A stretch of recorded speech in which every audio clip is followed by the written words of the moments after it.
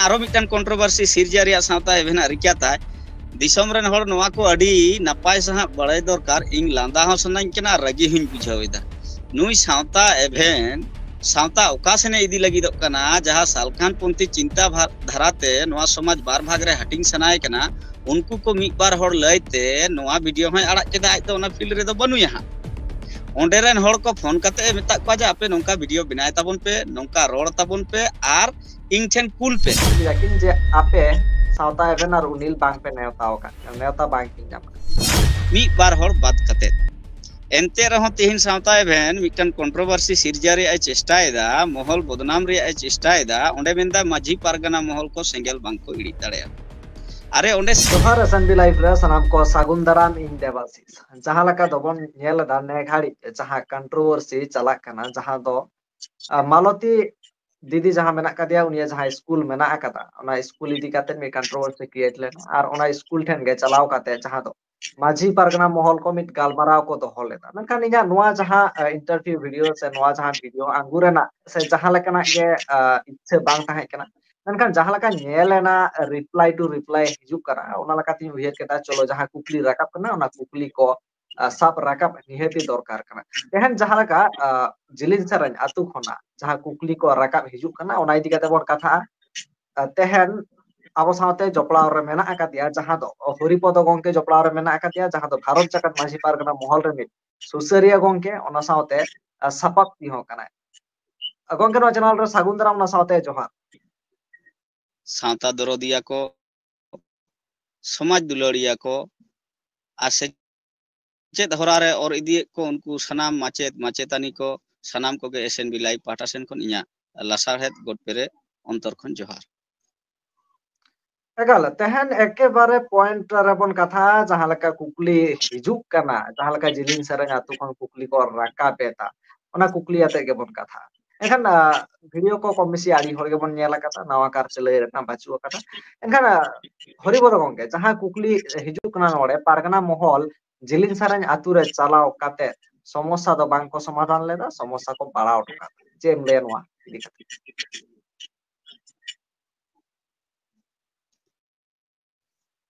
आदि जथात कथा बेन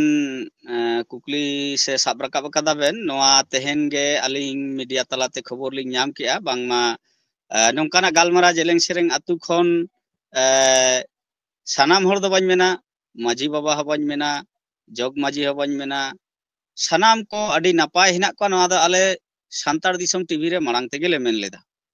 मेनखान तेहिन दिसम हर को अडी लाक्ति कना बड़ाय लगित ते तेहिन नेल में नोडे इना मौज सही इतुन आसड़ा चलाक कना ओंडे आरो मिटन कंट्रोवर्सी सिरजाव रिया सावता एवेना कुरुमुटु आदो पे मेना बार बार सावता एवेन चेदा आजुमे कना सावता एवेन तेहिन दो महल जखन को रोड केआ एकेर पर एकेर रिप्लाई वीडियो बनावे धुरावना मेनखान चेदा तेहिन ओंडे रिप्लाई वीडियो तलाते आरो मिटन कंट्रोवर्सी सृष्टि कना उनको आले दो बार बार आले सांतार दिसम टीवी रे नेल ताबन पे महल पाटा सेन कोन बार बार वार्ता ले मेन कदा आले दो नोडे इतुन आसड़ा रे मालती दी सरहाव साकाम उनको माचेत माचेतानी को सावते उनको बाबू ताको आर नोआ कथा दो बार बार ले मेन कदा जे आले दो नोआ आतु रे सनाम के नई गे नापाय गे मेना कोआ नोडे दो कोनो झूठ झमेला बनुआ मी बार हर बात कते एनते रहो तिहिन सावता एवेन मिटन कंट्रोवर्सी सिरजा रे चेष्टायदा महल बदनाम रे चेष्टायदा ओंडे मेंदा माझी पारगना महल को सेंगेल बांग को इडी दाड़ेया अरे ओंडे सेंगेल लगा तबे तो इडी जा सेंगेल लगाव रे रिका लेदा सावता एवेन चेदा से उनिया जहा सालखानपंथी चिंता धारा ताय ओना दा अबुआ सिरजोनिया उदुग आरी धर्म सरी रिया सेरवा रे जहाते आबो लाई लाकचार एने सेरेंग धर्म करम बन पालावेदा ओना सेरवा रे दो ओका रेगे नोंका कमी होरा दो बनुआ जेमन ओंडे सावता एवेन पुतला दहन रिया कार्यक्रम नोआ को लयते उनको कयेकटा हर तेहिन हो जहां यूट्यूब रे नेल के आ जहां को रोडे उनको को गे एनहिलो कय झमेला सृष्टि रिया को रिका लेदा आर उनको हर गे तेहिन को मेनदा महल दो नोआ सेंगेल दो बाय इडी दाड़ेयादा अरे आले दो सेंगेल धोरा आ तबे तो सेंगेल इडी जा जहाना असुविधा तहलेन खान माझी हराम तो होहोया आले तो माझी हराम होहोते अतु होरते तो बांगले चलाव कना अतु होड़ा ᱵᱤᱪᱟᱹᱨ ᱞᱟᱹᱜᱤᱫ ᱫᱚ ᱵᱟᱞᱮ ᱥᱮᱱ ᱠᱟᱱᱟ ᱟᱞᱮ ᱫᱚᱞᱮ ᱪᱟᱞᱟᱣ ᱞᱮᱱᱟ ᱚᱱᱟ ᱤᱛᱩᱱ ᱟᱥᱲᱟᱛᱮ ᱢᱟᱹᱱ ᱥᱟᱠᱟᱢ ᱮᱢ ᱢᱟᱞᱚᱛᱤ ᱫᱤ ᱥᱟᱨᱦᱟᱣ ᱥᱟᱶᱛᱮ ᱩᱱᱠᱩ ᱜᱤᱫᱟᱹᱨ ᱠᱚ ᱥᱟᱶᱛᱮ उनको जहाय नवा सेचेत कमी होरा रे जांगे दाराम को तिगुन कान उनको ले डाकाव lake कोआ Savata एभेन उनिल Chandra Mandi are भूस गुडू जहाय को लयते तिहिन नवा रपाचा को एहब लेदा मेनखान तिहिन आरो मिटन कंट्रोवर्सी सिरजा रिया सावता एभेन रिक्या ताय दिसम रेन हर नवा को अडी नपाय सहा बड़ाय दरकार इंग लांदा हो सनाኝ केना रगी हुñ बुझावेदा नुई सावता एभेन सावता ओकासेने इदी लगिदोग कना जहां सालखान पंथी चिंता धाराते नवा समाज बार भाग रे हटिंग सनाय कना उनको को मिट बार हर लयते नवा वीडियो हय अड़ाक केदा आज तो ओना फील्ड रे दो बनुया हा ओंडे रेन हर को फोन काते मेता को जे आपे नोंका वीडियो बनाय ताबन पे नोंका रोड ताबन पे आर इंग ठेन कुल पे आर इंग ओनाñ अड़ागा चेदा से तेहिन सावता एभेना करधनी उनकिया उनिया जर्नलिज्म रे पद्धति उनिया नवा मीडिया तलाते जहां आंधा कथा को सरी होचो रे जहारी कताय जहां दो बांग बड़ायते बांग बुझते बांग सेटेरते दिसम तला रे नोका आंधा पतिया कथा कोई अगुइदा नोआ एलिगेंस खोय बांचा लगी मोहल ठेन खन दोषी लगी मोहल दोषे लगी बखा कोनो कंट्रोवर्सी के बांग ताहे कना उनको हर मोहल जेको मेनेदा सेंगेल नोआ सेंगेल बाय इड़ी दाड़ेदा आले की ओना अतु रे सेंगेल इड़ी ले चलाना अरे सेंगेल लगा तबे तो सेंगेल इड़ी जा उनको हर के को मेंदा जहां एन हिलो नोआ झमेला को सृष्टि थे उनको हर को के को ताहे कना बाकी सनाम अतु हर को नापाय गया ओना आले सांतार दिसम टीवी रे मारांग ते होले मेन कदा मी बार हर बाद कते जतो को नापाय गया इतुन आसड़ा हो नापाय गया सनाम को अडी सरहाव आले एन हिलो माजी हाड़ा जग माजी नायके प्राण सेन हिलो बिन होहोते एन हिलो को हे एना आर नोनवा मोहला कमी होरा बदनाम रे को रिकाय थे उनको हर को के तिहिन द को मेनेदा ना दो मेन हचोय को सावता एभेन आर नुकु सालखान पुंथी मि गुष्टी को रोड हचोय को जे आपे तो पे मेना जे मोहल द नवा सेंगेल बा इड़ी दाड़े सेंगेल धराव रे कमी तो सालखान रे नुकु मीडिया को सावता एभेन जुदी परिष्कार कथा लई लेखान नवा दो सनाम दिसम रन हड़ को बड़ाया जे नुई दो सालखाना आयुर सुतुते मिटन समाज तैयार सनाय कना जहां समाज दो नवा अबो सांतार समाज रे दो बाको एक्सेप्टा चेदा से अबोआ आरी चली लाई लाक्चार रे नियम क्रम बाद कते ओना जहां डहार ते उनको ताड़ाम साना को ओना डहार ते दो कोई हो बांग को ताड़ामा होनका मिट बारे हड़ को ताहेना जहां दो हिसा सुया रगी अड़िस कहिसते समाज रे दुड़ुक तिंगुन बांग ते हड़ को संगे बांग मिसाते नोंका को ताहेन गया उनको के मिट बार हड़ को मेन दाले दो नवा दो उनदा उन रे होले मेन कदा नोडे दो कोनो काइजा कपरी दो बनु आर उनको हो बाले हो का को ताहे नवा कंट्रोवर्सी तैयार लगी के उनको दो को भेजावले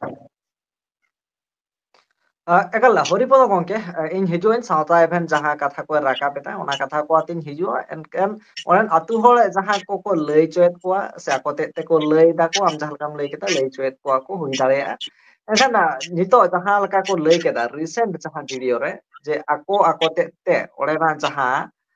अनाट एटके टोले ताहे कना ओना को सोले गोटा केदा ओना सावते जहां दोहा मालती दीदी जहां जहां ताहे कान ताहे उनी हो लई केदाय जा हो तो मिद बार भूल ताहे कान ताय ओना को इके होय कोय केदा सनामा को सोले गोटा केदा को आकोते ते चेम ले आले तो जे हिलो ले चलालना ओना कथा के तो संतार दिसम टीवी तलाते नोवागे कुकली हुयुक कान तहे उनको तिहिन जहाय साता एभेन तला से को रोड़ेदा एन हिलो उनको चिता नोवा कुकली के तहे कना जे आपे दो नोवा इतुन आसड़ा चलाव बखराते चेत को अनाट एटकेटोड़े असुविधा हुयुक कान तापे नोवा रिया कोइफोत के आले दोले निंका जाहितो को सेटर लेनतेले कुकली को तहे बादे बादे कोनो कुकली के बांग तहे कना मेनखान नोवा झमेला दो नुकु के को सृष्टि केदा तेहिन जहां कथा को सदरेदा एन हिलो मोहल तो नुकु विरुद्ध रे से नुकु एगेंस्ट रे तो कोनो कथा बाय रोड़ कदा नोआ जहां कथा को रोड़ेदा नोआ अडी नपाय कथा को रोड़दा सुधु मिटटांग कथा बात कते नोय जे सावता एवेना करी कलम ते मोहल को दो बांग को दाड़ेयादा नोआ कथा को लयेदा तबे एंडेखा नुकु जहां को रोड़ के माझी हराम माझी रेन सपाप्ति बात कते जहां को तेहिन यूट्यूब रे को रोड़े ताबन ape ge cinta pe menda pe noa kontroversi ado alo rakap ma secet sikna thora re naite napai te chalak ma ona ma mohol hoy khojok kana menkhan tihin mohol ape pe menda noa sengel bai iri dare da to noa sengel ma thora ge bang dhorao kan the a judi dhorao leda to Unil Chandra Mandi ar sawta even jaha lagi do nitok ho mohol pahta se te ika do bale mai kana sawta even judi rikai dai noa video uduk kate inya elegance ing chetan jaha hor mitan ragi aris usuk asket tahe kan taka ona dapaloa sawta even noa bhul reda aloi tahen ma uniya kami do joto disom hor ko nyel akat taya uni judi niror giyai to ende khan aya interview igin hatawa ale mohol pata sen kon aya interview le hataya aj dine em ma ka hili hijuk kana aya kami hora re eke por eke ale ona re proman salak le mena to ale to atu hor to tiso kono men hobale men ka unku ge bare aro mita kontroversi ko sirjao da je mohol noa sengel bai iri dare da noa do nuku sawta even Unil Chandra Mandi aro jahai salkhana disudis te taram hol kana ko unku ko rod che ko ale de joto atu hol bañ menda atu hol napay gya ko majia system te joto nai ge napay ge na ko nuku mi bar hol bat kate nuku ge enhilo noa jhogda srishti ria miten ko rika leda ar tihin ho mohol ko nyume kana je mohol do noa sengel bai iri dare da ado disam ran hol ape bujta bon pe jahare sengel ge bang laga kana sengel laga len khai to maji dhorom lota late lota da te durupai ar uni ra rodai tobe to maji ari system te uni sengel e milija sengel dhora ge banu maji ho bai ho ekal kada ale to horibodo mon gongke sakam hem le horibodo chalao gongke lena lay ale den to onde juli ekalnya nasena noa topik re jahal ka barembar am nore manguida salkhan murmu katha ona saute sauta even katha unila katha ente kan sauta even ar unil noa kin dabi rakin je ape sauta even ar unil bang pe neuta oka neuta bang kin jam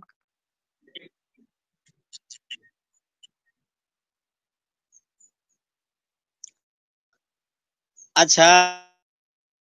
node tahle ing disom ko tala mitan kukling dohoyeda unku ge han acha akin je prothom dha Unil Chandra Mandi odak khone bhuk kida je bangma onde do taka poisa orjon reya kardhani e ব্যবসা kin khulaw kada noa lagi ke jeleng sereng aturen maji baba neuta ledia noa katha rod lagi se aj ona field re chalao lena nyel aj do koy neuta ledia je noa katha am YouTube open platform re men me acha sawta even je onde chalai nai onde putla dohon re je karjokrom huyuk kan tahe mi bar hor ko dhorom lota sakhi kate je rodak ka tahe rod choy ko tahe onde ki jeleng sereng aturen maji baba uni neuta ledia hohowade tahe noa ko disom hor kati cinta bhabna tabon pe tahle nuku open platform te jaha ko kamiya akwa de chhed mina ale to porman sohokare ape santali update re pe nyel dareya YouTube talate ale nuku open platform talate le hoho ka ko ado ape jokon open platform re pe ବ୍ୟବହାର da ona do acceptable gya ar ale jokon le hohoya un re do bang acceptable gya noa do okal kan galmara noa to bang hiju bang suru riya se katha endak kate etak se taram riya galmara kana ale to porman men santali update re ape search tabon pe unku ne tale em ka ko sabang tehin do Unil Chandra Mandi men dai ing do mitan daman hor kanin ing do mitan बहुत संगठन ren chachalaw ya kanin ing do Horipodo Sorene phone adin tahe ing do chithi adin tahe aj do ki jeleng sereng aturen maji baba ai neta sakame meta hade tahe je inya itun asra niye bar katha rod me koy ko neta le dia ar ing do am chek lagi ing chithi kat ing hawa ma open platform re ale apele neta hakap pe jate itun asra re noa ko be badik katha ko alo pe roda ape jodi nirod pe tahe lo ke to seter ko ape onde আর আলে তো বারবার লে মেন্দা জেরেং সেরেং আতু রে আলে কোনো কাইজে কাপড় শান্ত শিষ্ট মজ মিনা ওনা দো আলে প্রথম সান্তার দিসম টিভি রে নেল তাবন পে नेवता बारते रे कथा उनको ओका लेकाते को मेंदा जे बांग्ले नेवता हका को अरे ओपन प्लेटफॉर्म जतो को यूज दा आर नोआ ओपन प्लेटफॉर्म को आर तिहिन दे चे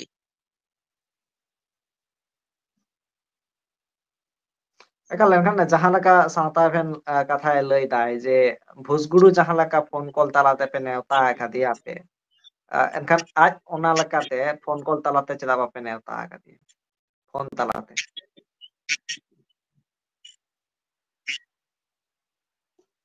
फोन कथा जखने लई आ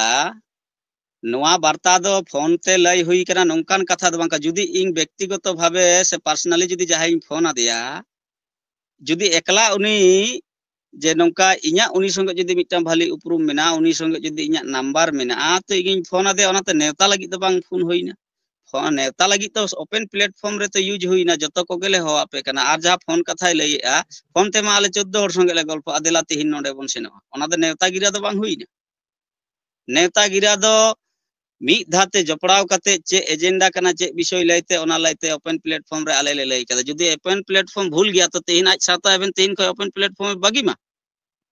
आज हतो जेलेंग सेरेंग आतुरे बाय सेने कना जे हिलो आले बिचार ले चला लेना एन हिलो आज तो ओंडे बाय सेटर कान ताहे बांग सेटर तेगे ओड़ा खोय सावता एबेन बिदु चंदन यूट्यूब चैनल अनिल चंद्र मंडी दिसोम टीवी नुकु को चिकाते बांग सेटर तेगे किचात ते नोना जे ओंडे कैजे कपरी हुयुक कना नोआ को पेंदला कथा मीडिया रे को सदर दा नुकु दो को नेता गिरा एमा को बिन नेता गिराते नोंकाना कामी होरा चिकाते प्लेटफॉर्म रे को अड़ायदा और तीन आले प्लेटफॉर्म तेले होय खाय दो भुसगुडुआ को मेंदा फोन आदे कत हड़ को फोन दाड़ाया जहां व्यक्तिगत नंबर हेना फोन दाड़ाया गया को तीन आज हतो फोन ते ओंडे वीडियो बना चो का को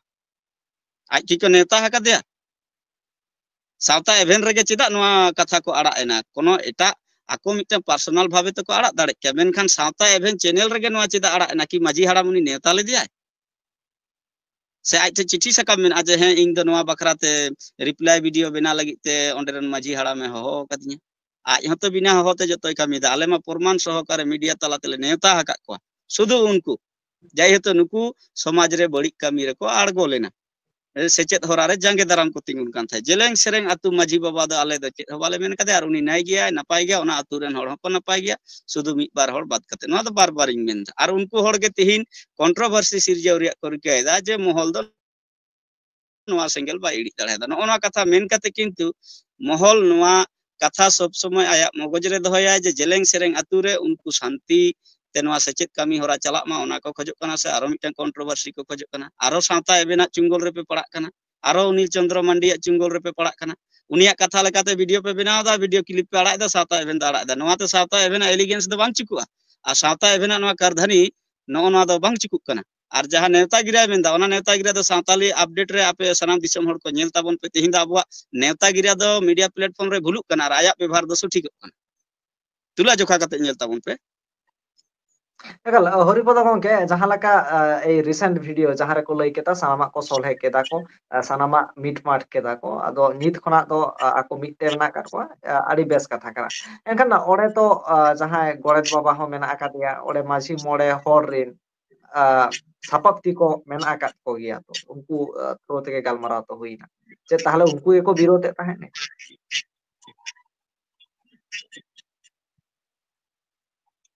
आले नोआ द खारसाला रे मेना जय हतो ऑन द स्पॉट इन ताहे कना जहाय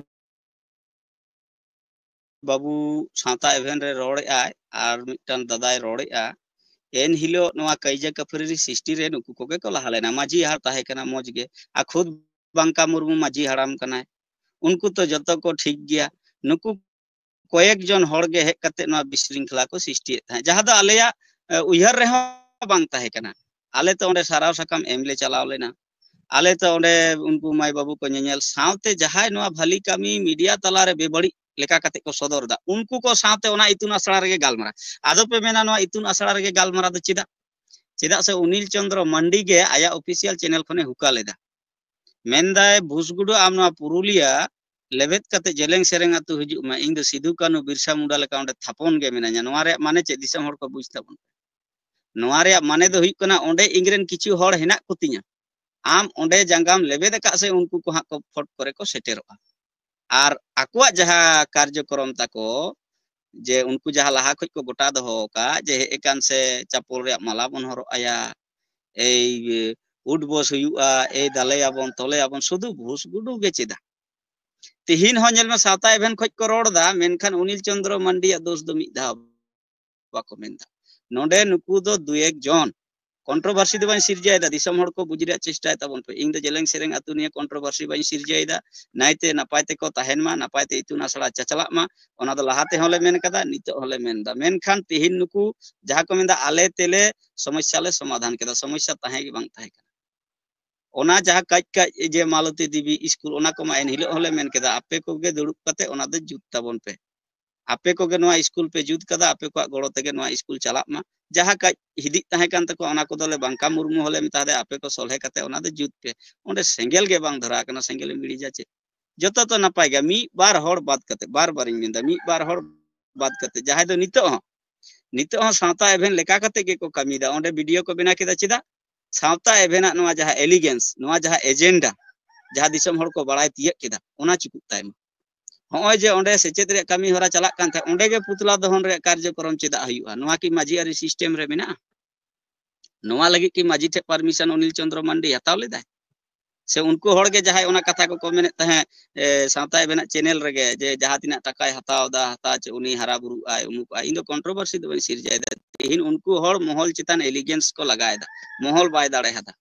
मोहल नोआ कमी दो साब हो बाय साब कदा ओना कमी लगी चला हो बाय चलाओ कन कारण माजी हराम बाय नेताय लेखा दो मोहल तिसो हो बाय चला उनी दो इतुन आसड़ाय चला लेना साथे इतुन आसड़ा चितान जहां कथा को चपात कदा उनको नोआ एजेंडा पंजाय दा बांको नेता लिया अनिल चंद्र मेंदा इन दो विराट सम्मान व्यक्ति कने तारपर आरो अनिल चंद्र जगन्य बुद्धि नेलता पे जहां दो हरिपद गंगे बुझेन गया हरिपद गंगे एनखान नोआ जहां मैटर कना नोआ मैटर को इदी काते मुचाद रे दिसम हर तुलु चेद मैसेज ताहन कना से नोआ जिलिन सरन इदी काते चेद मैसेज ताहन कना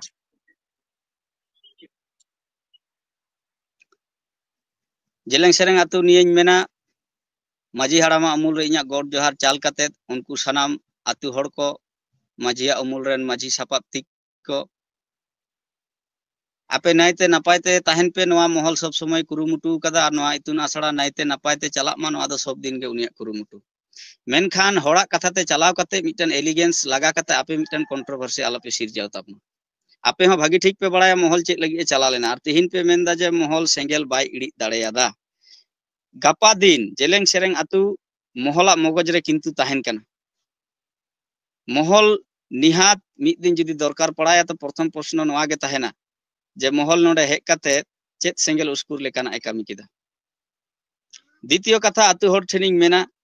नित हो आ जेलेंग सेरेंग नाइरे नपाय रे ताहन ताबन पे आले कोनो कंट्रोवर्सी सिरजाव लगी नोआ इंटरव्यू दो बांग एम हुई कना शुधु मोहला नितुम उछन काते मोहल बदनाम रे पे कमी ते नोआ कथा लाइते बाध्य दिसम हर कोठेन मिटन कथाñ मेना सालखानपंथी मीडिया कना को परिष्कार भावे बुझ का पे सालखानपंथी मीडिया कना सावता एभेन अनिल चंद्र मंडी बिदु चंदन यूट्यूब चैनल दिसम टीवी आरो एमानते जहां हिना को जहां दो सावता रिया आरी बदल काते आरी नोआ समाज रे राजनीतिक कौशल चला काते बार भाग रे जहां कमी होरा को एहब कदा नुकु हड़ को ठेन को कटी सावधान ताहन ताबन पे आर सावता एभेनी मेता जहां वीडियो आगु काते आमें प्रमाण लगी दो कना जे आमा दोष दो बनुआ से आले बांगले बुझ दाड़ेया कना नो नोआ छोटो खाटो वीडियो ता आमा एलिगेंस दो बांग उकुआ कारण तिहिन जुदी आम नोंका बाम कमी किया तिहिन जुदी अनिल चंद्र मंडी ठेन मांगेम सेन कुआ जे आम ठे चे प्रमाण हेना गंके आम मालती दिया इतुन आसड़ा चितान नोंकाना प्रश्नम चपा देदा ताहले काले मेन का आम द निरोड़ मीडिया कना आम अनिल चंद्र मंडी ठे बांग सेन काते अनिल चंद्र मंडी आयुर सुते ओका हिलो पुतला दहन रे कार्यक्रम हुआ आपिया जहां एजेंडा कान तापिया जहां द माजी सेरवारे बनुआ ओना कमी होरा लाइते पे चलायना आमरेन उनको गुड को आते सनाम मीडिया जहां को न्यूम को उनको को लाइते ओंडे पे चलावेना आमी बार हर सा कते पे कमी दा आर प्रश्न आले पे तुलाय नोआ को दिसम हर जतो उटी उटी को बुझतिया कदा आर आगाम दिन आले साता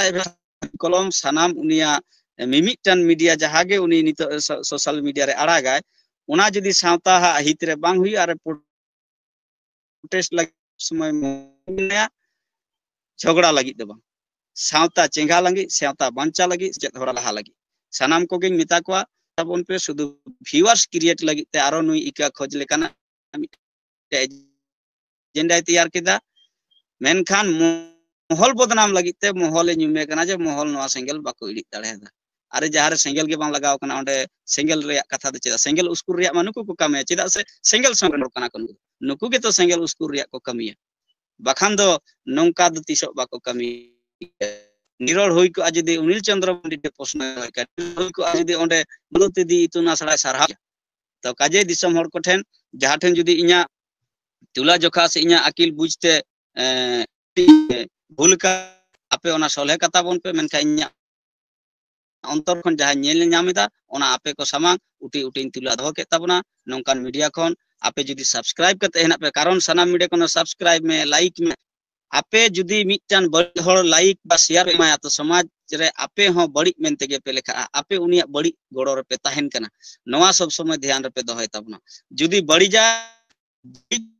गे उनी दो सावधान रे सब समय रिकाय ताबन पे नवा को मेन कते समाज विरोधिया कोठेन सुबुदिया कोठेन इया जोहार आर एसबी लाइव हो अडी अडी सारा चलो आयमा साराव हरिपद गंके अब साथे जपड़ा ताहें कनाय ओना नोआ जहां वीडियो कना नोआ मुचाद लहारे आपे को जहां कमेंट ताहें कना ओना कमेंट रना गे मिट बार तेला एम गद काके जहां लका आडी हर पे ले ताने जे आम सावता एवेन इंटरव्यू रे आगुया बट इन सावता एवेन इन फोन आदे ताने फोन तायम आली चला कथा हुईना सावता एवेन सावता एवेन इnya लिया तिने चलो गापा को सेन एम दाड़ियामा एमामई से बांगा ठीक बाचू कता बट एम दाड़ियामा ओना तायम नेक्स्ट डे जहां ताहें कना ओना फोन ले ताहें इनठे इनठन ऑक्टो बांता है कना उन ऑक्टो इन फोन बई रिसीव दाड़े काते तायम तीन फोन आ थारे फोन बाय रका बकता पेधा थेके पुनथाइन फोन आकादिया बाय रका बकता आर फोन हो बाय फोन रुवार काता ओना दारायते सावता एफएम साव इना इंटरव्यू बांग हुई दाड़े काता आर जहां लका उनिला कथा उनिल मानदिया कथा उनिल लay केता जे इन फोन रुवारnya तारपर इंटरव्यू एमanya मेनखान तेहन लाबि बाय फोन रुवार काते बाखान दो आकिना जहां उयहर धारा आकिन नितुम ते जहां एलिगेशन को लगा कना से जहां कथा को रोड एदा को ओना को इदि कते निहति इन इंटरव्यू आंगुया जुदी आकिन किन लay खान से आकिन जुदी किन फोन रुवार खान इनते तेदिन फोन आकात किना दिसम हर को आपे को जहां उयहर धारा निहति कमेंट तलाते सदर ताबन पे आपे को जहां कुकली कना ओना हो कमेंट तलाते दोय ताबन मान खान मुझे फनाम को गे